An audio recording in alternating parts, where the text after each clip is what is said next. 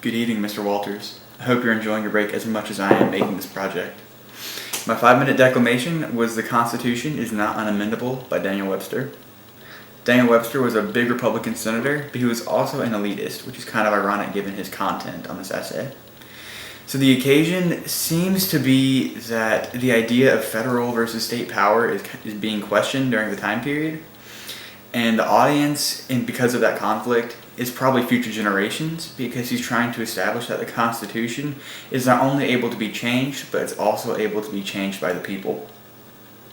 Which brings me into his subject, where he seems to be talking about how no matter what happens, the people can amend the Constitution, and it belongs to the people and the liberty, and it establishes that people are allowed to change it. He was also very upbeat throughout his whole thing. He was praising the people in the system, such as the people have presented this, the people have made this. And through this, he used a lot of unifying pronouns, such as we, us, the people.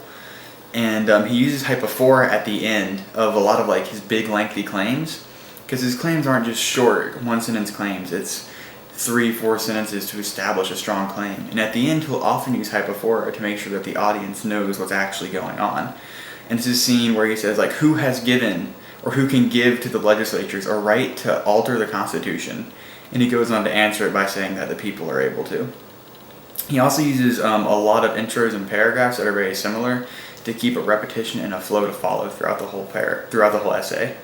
And he makes it very easy to comprehend ideas. He opens with a very broad idea and then gets very specific in how he means it.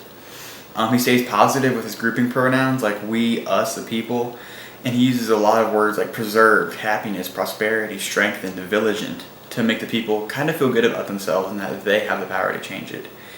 He ends using a syndeton. And his example is overthrown by direct assault. It cannot be evaded, undermined, nullified. It will not be. And he uses these short, very direct claims to kind of get a sense of power across that only the people can change it and that it's the people right to. So it was, all in all, it was a very upbeat essay that used a lot of repetition. So he was able to appeal to a broad audience instead of just the elite of the country. And that he's able to appeal to the people in the future, because he can't predict the future. He can't predict what we know.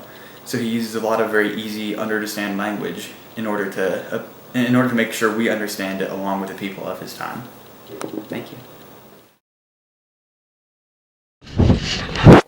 How was your presentation? Oh, it was superb. Did you blow it out of the park? Probably not. Is he going to be crazy not to give you 100 plus? Oh, he'll be crazy not to give me 112. I'm the best student in his class. Who knows? I'm always attractive. That's alright. Blair Walsh.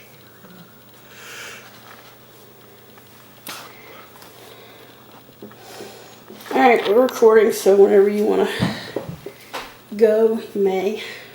And if you need to have like a pause or something, I can splice it. So, oh, fish sleeves roll down.